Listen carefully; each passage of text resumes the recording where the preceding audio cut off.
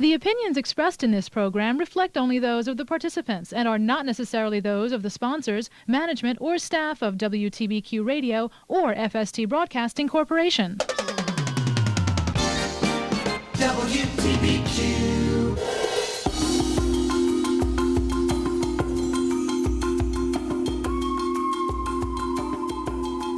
Hello and welcome to TG Talk Show Radio. This show is all about you. I'm your host, Rob Fletcher, author of America's Next Great Trainer, Transform Your Life. You can check that out on Amazon. Find me on Instagram at ANGT TV. Be sure to follow us at TG Wellbeing. Today, we would like to welcome our guest, David Sandler. David is a goal-driven executive with more than 30 years experience in the nutrition and health industry, developing, building, and managing high-growth, results-oriented projects, a former COO and CSO to several supplement brands exceeding $50 million in revenue, now consultant to some of the largest brands in the space. He has proven ability detecting weakness and inefficiency, capitalizing on strengths, developing tighter controls, and better standards for efficient and effective operations. Dave has Six Sigma and Lean training, providing best practices for improving SOPs and EBITDA and bottom line profits. He's an industry leader in creating best-in-class products from ideation and concept to full commercialization. David is a high sought-after executive in sports nutrition and one of the industry's top experts in R&D, innovation, product formulation, flavoring science, and ingredient development. Welcome, David Sandler. Thanks, Rob. Great to be here. Thank you so much, and look forward to having our conversation. Yeah, so we're fresh off of the ISSN conference, Dave. So you're a big influencer there. So tell us a little bit about that conference and your involvement with them. You know, the group started 20 years ago. I guess this was their 19th annual event. And a lot of the researchers that were involved in the preliminary research in supplements and nutrition at the time, where all kind of got together. It was not very well received, where protein was just questioned as whether that was even a safe thing to take in the form of supplements. And so this group started, banding together to start championing what they believed in, which is now obviously a multi-billion-dollar industry. And so it just really brings together all these scientists, all the research, scientists coming up through the program, degreed students and so forth. Brings in nutrition, supplementation, really all walks of life, trying to help solve better ways to find and meet the nutritional demands of the public. So always a great get-together, incredible knowledge there, superior group of people, and something I've enjoyed being a part of for the last 20 years. Yeah, for those of you that don't know ISSN, the International Society of Sports Nutrition, as I said, Dave has been a speaker there. He's very involved with them.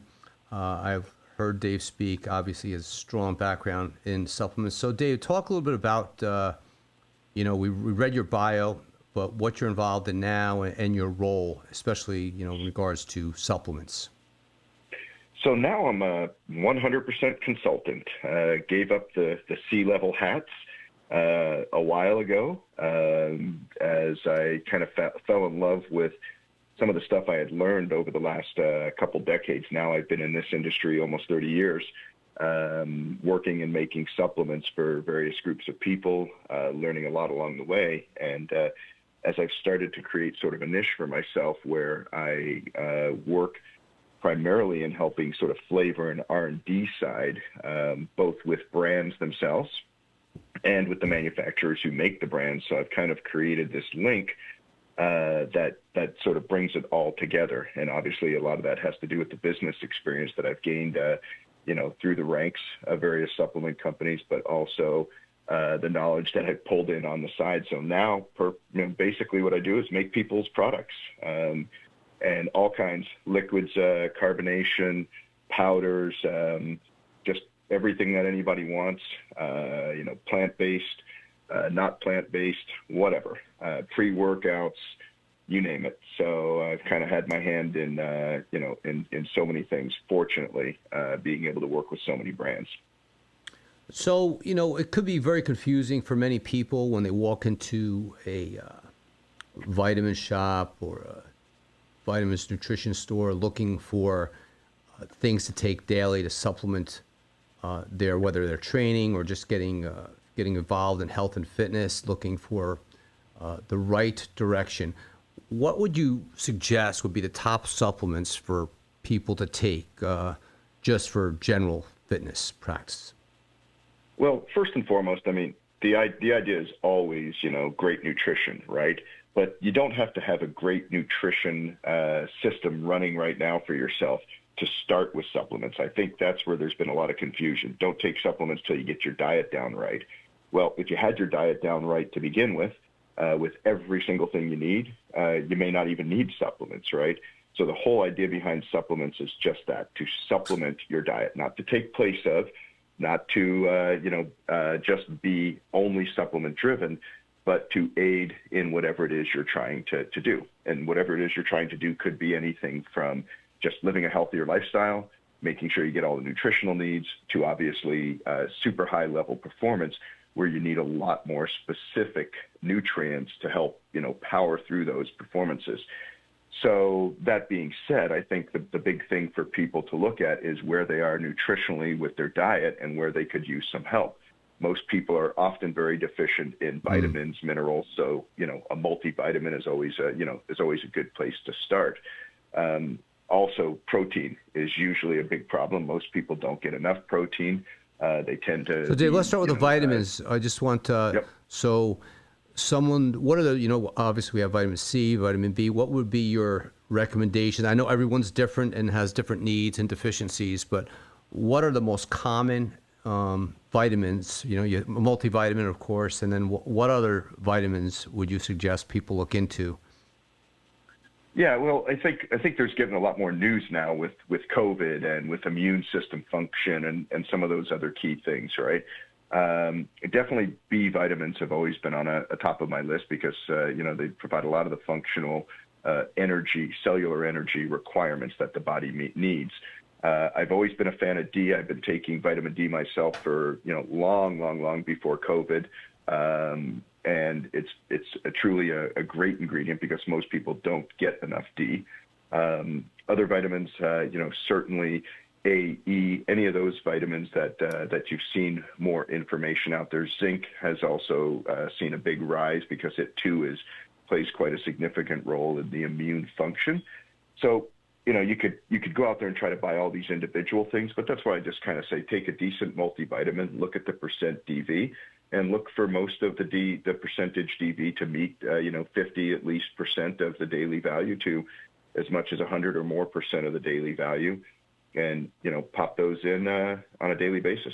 And what would be some of your top food recommendations, which you would people can find those vitamins, minerals, and nutrients? Well, most of the vitamin nutrients, minerals, those kind of things come in the vegetables, right, and fruits. And that's why we tend not to, to get enough of them. If you're like me, French fries are my vegetable. And obviously that's not a complete vegetable.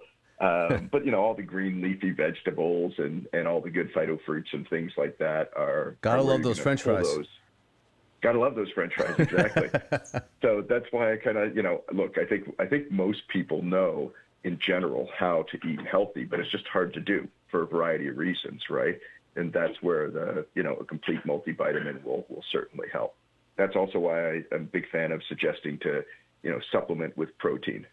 Because most people just don't get enough protein as well. Well, that's was right. After you started speaking about the vitamins, you led into the protein. So let's talk about that important piece of the equation. I think if you've listened to anything the ISSN has said over the decades, they were the first to, well, not the very first, but pretty much the first to champion how important protein was, protein timing, nutrient timing, that kind of thing, right, for improved muscle performance. But the reality is it improves all cellular performance, and that's where people are kind of missing the boat. High sugar, high carb, high fat diets that are low in protein. Most people have a tough time hitting 25 to 30% of their calorie intake in from proteins, and that's where a protein supplement can really help. And that's a good. That's you're saying that's a good recommendation. That's a good area to be in. 25 to 30% of protein intake. Yeah, that's a good standard start. Depending on the kind of sports you're in or activities you do, you can go up or down from there. But that's always a really good place to start. And a lot of things just don't give you that proper protein intake unless you're really hitting a decent amount of fish, chicken, beef, on a daily basis. And that's where these protein supplements work great. And both plant-based and animal proteins, can provide that protein extra that you need. And then define for listeners protein timing and nutrient timing, for those that don't know or not familiar. Sure. So, like protein timing, there's been a large body of research now on sort of what that optimal window for taking protein is. And it's actually kind of changed over time. Originally, that optimal window, started out post-workout. So after you exercise, you break down muscle tissue, you need protein to fuel muscle repair, muscle tissue repair. But, as the research continued on, pre-workout protein also seems to help. And now the research kind of indicates that protein all the time is good because muscles are continually undergoing, muscle tissue and specifically is continually undergoing breakdown. All cells are undergoing breakdown all day long. And protein is the building blocks for all cells, not just muscle cells. And so the idea would be to constantly, every meal should have some amount of protein, carbs, and fats, and then additional protein added if you're not meeting those needs, but certainly more around your workout would be sort of optimal on that protein timing because it's a specific event that is occurring, causing stress to the tissues where the tissues will need to rebuild. And then to answer the next question, Rob, on the nutrient timing, that's just simply, jumping on top of the protein timing. All nutrients have sort of these optimal windows, if you will. And one of the wonderful things about exercise is when you're going to do it. So that you want to fuel your body before exercise with whatever it is you're trying to fuel. That could be, again, protein, carbs, amino acids, creatine, you name it. All of these things that that you're going into a workout that your body's going to need to recover and to fuel through the workout. And so timing that, window, usually 30 minutes before to somewhere 30 minutes after and during, is a really optimal window for nutrients to be absorbed that you're taking in to help fuel that workout and then the recovery behind that workout. And then I want to talk about recovery, but we are going to take a short break, Dave. We're listening to David Sandler, a wealth of information. Don't go anywhere. We'll be right back. TG Talk Show Radio.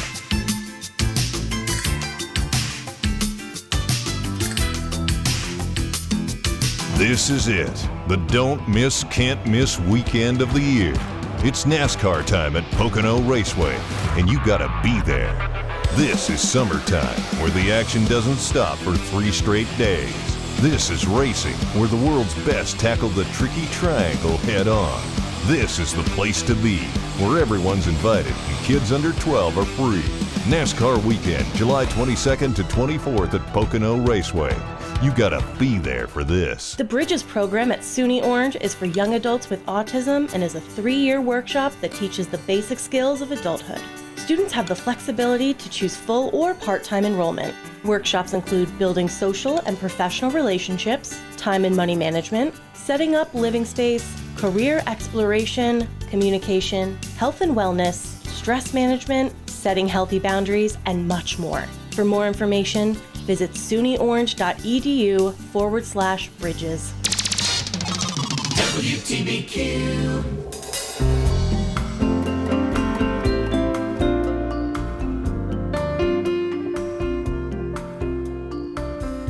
Welcome back. I am your host, Rob Fletcher. This is TG Talk Show Radio, and we are with David Sandler. David, again, thank you for joining us, and great information. Lastly, we were talking about nutrient timing there, and then I definitely feel recovery is not paid enough attention to. People sweat in the gym, they exercise, they put their body through all sorts of breakdown. Then I don't believe there's enough time spent on the recovery. What are your thoughts on that? Well, I'm right there with you, Rob. I championed this 100 years ago, and I'm not the person who thought this up. If I did remember who it was or who I talked with about this, I'd certainly give him credit. But recovery starts before you go in the gym, right? You're going to break down tissue when you're exercising. That's the whole purpose of working out, so that then the muscle tissue or whichever tissues you're working on of your body recover, rebuild. They become stronger, faster, better endurance, or whatever it is that you're training for. And so the idea of thinking about recovery, sometime after you work out is just a little bit flawed. I'll use the example of what happens when you cut your finger. The clotting agents start going to the cut site immediately. If they didn't, you'd bleed out, right?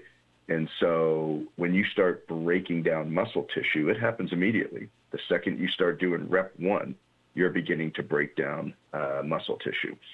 And so having the right fuel in your body before and then a plan during and after, or all three, is smart. And so that's why I kind of say, recovery starts before you walk in the gym. And it's something every person, I don't care who you are, how old, how young, whoever you are, you need that fuel to power through the workout and to promote a proper recovery post-exercise. The key word, Dave, was plan. So just that's a great word when you talk about recovery. I don't think many think about recovery as a plan like they would planning their workout. So that recovery plan, I think, needs to be a little better defined for, I think, most people. Yeah, I agree. I mean, and by plan, it doesn't have to be this really complex thing, but just think to yourself, I'm going in there, I'm going to do an endurance training workout. I need a plan. I'm going to go in and do, a heavy duty weight workout. I need a plan. So not just my workout, but what ingredients, what tools are going to help with that. Even just so much as water, hydration, electrolytes. So it doesn't have to be this complicated thing that you're adding all these, funky, weird ingredients. And yeah, a lot of them do help. But just having some kind of plan is to me very important. It's as important as you suggested, Rob, to building your workout. And then part of that recovery, of course, is sleep. Getting enough sleep, especially for I know elite athletes know this, but I know the way my body performs when I have enough sleep, and I know when I don't get that sleep how it performs also. And like you said too, my body knows right away when I go into that state of, I try to avoid dehydration, of course, at all times, but I know when I don't get enough water for myself, that my whole body feels that lack of hydration. Yeah, they're both essential, hydration and sleep. And here's the big problem.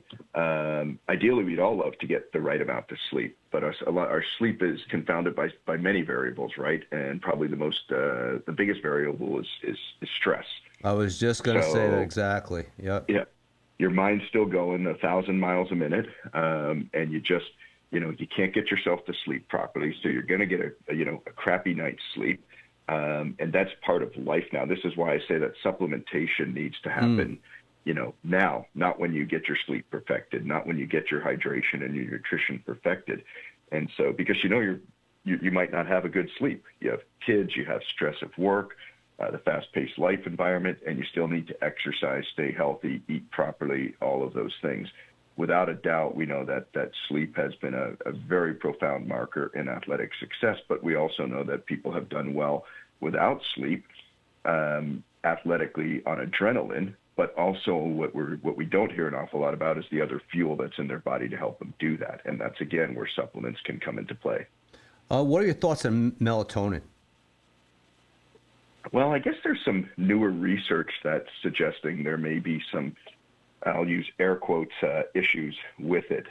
Quite honestly, I don't make an awful lot of melatonin products, but I do make sleep products. Most people, there's lovers and haters. I tend not to do that well. Whenever I've tried it, it's always had some sort of negative effects, so to speak, not with the sleep itself, but when I wake up or whatever. I think it's kind of hit and miss, but I'm not against it. I don't see enough data yet at this point to suggest it's harmful, but it's a mixed bag for people who take it and how they feel the next day. I have friends who swear by the stuff every day, love it, wake up, feel fantastic. And I can't argue with them. Right, same. So I'm in the same circle there. Some it works, some it doesn't. But CBD. What about magnesium and CBD? So two very different things, obviously. Magnesium.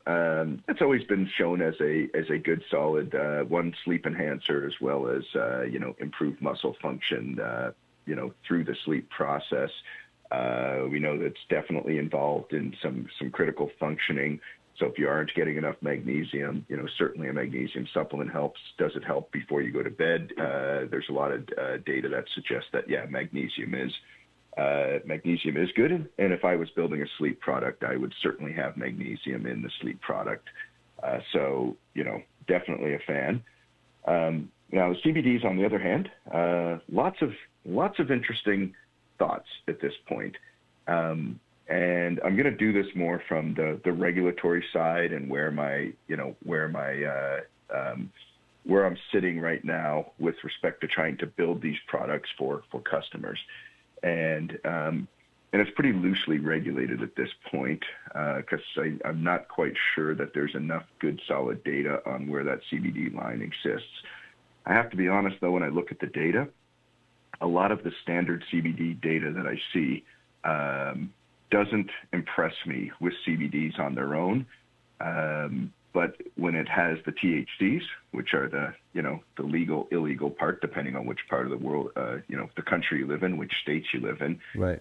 With the THCs, they seem to respond an awful lot better. So I think there's an interaction there that has to be much more further defined for me to get on a pure plain CBD bandwagon. And then, of course, if you're going to add the THCs, then you have to do it in your state. There's no cross commerce for THCs beyond a certain level, state to state. So jury's still out. I think we need an awful lot more research in that area for sure. If people swear by it, hey, I'm totally fine with that. For me, I'm not sold on it just yet. Yeah, I'm not, as opposed to you, I know you get this data, you read the data, you see the research. So, I go by some of the things I read and see. Haven't implemented that at this point.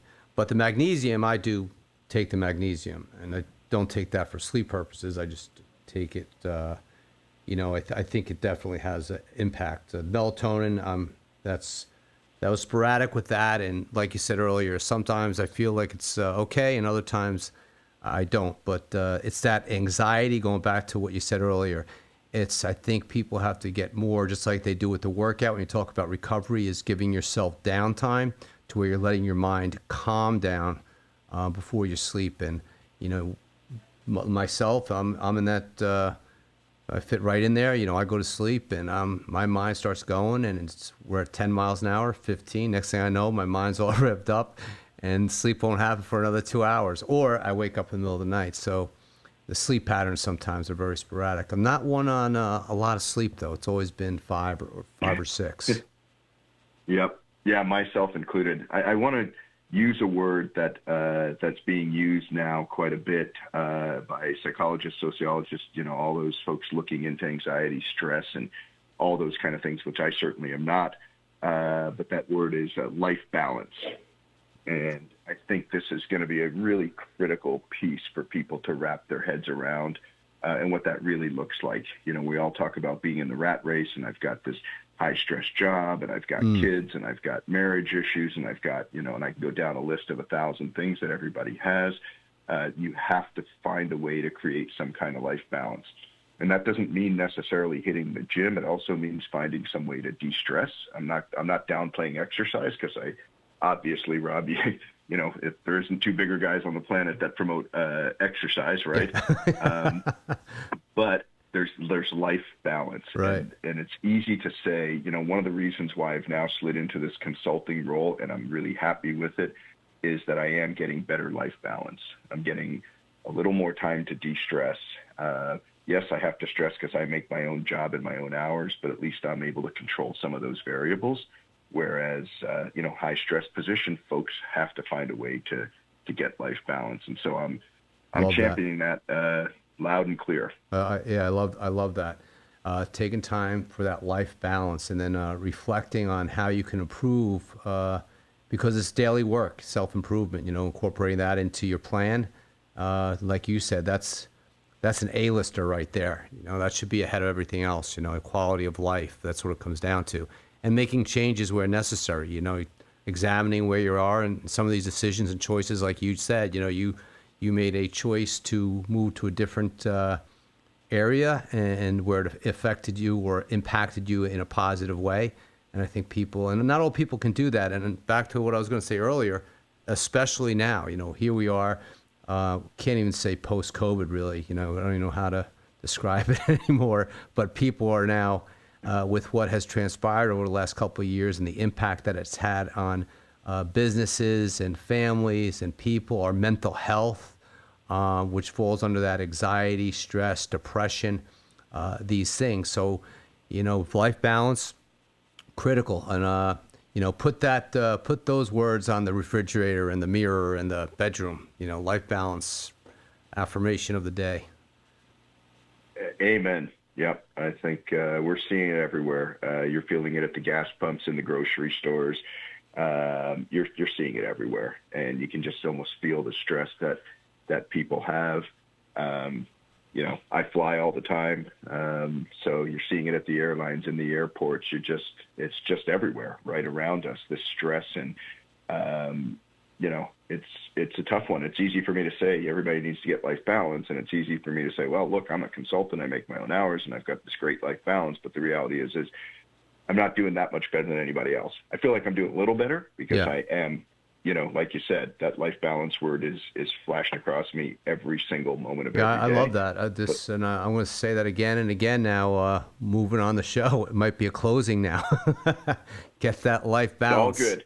Plan. Love it, I don't Dave. remember I don't remember who coined it, but you can certainly take it and run with it, Rob. Yeah, no, it's awesome. So, Dave, it's great speaking with you. So, in closing, well, first, what's on the radar for you next? I know you're all over the place. Where you headed, or what's the next thing that's coming up? Well, headed out to an event called the IFT, the International Food Technology Group. I do a lot of backside of the industry. That's the manufacturing side and the ingredient side and development side.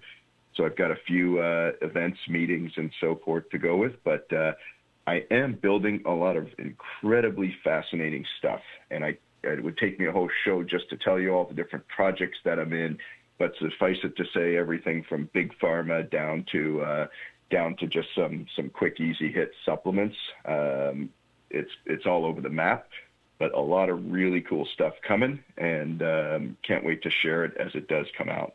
Well, Dave, where can people get more information? Or, I'm sure many now open their eyes and ears to some questions. So where could they hit you up at? Best way to connect me is like through LinkedIn or Facebook or Instagram. I think I'm at Sandler Strength is I think one of my handles. LinkedIn, you can find me, David Sandler, pretty easy. Facebook, you can find me. Those are probably the easiest ways to look me up. I got a website actually, but I haven't done anything to it. So if anybody does go to strengthpro.com, I apologize. It's probably been 4 years since I've touched it, but I'm promising myself that I will fix that. And up there will be some email addresses and all that kind of stuff. Hunt me down. I'm available and glad to talk and help people with their projects. Yeah, Dave, I know you for a long time and you've been a world class. You're a top-notch class act, and you're a wealth of information and really helping improve the lives of many, many people. Can't wait to have you on the show again. And thanks, Dave. Have a great week. Awesome. Appreciate it, Rob. You take care, and we'll be in touch soon. Sure thing. You're listening to TG Talk Show Radio. I'm your host, Rob Fletcher. Be sure to follow us at TG Wellbeing. Make it a great week.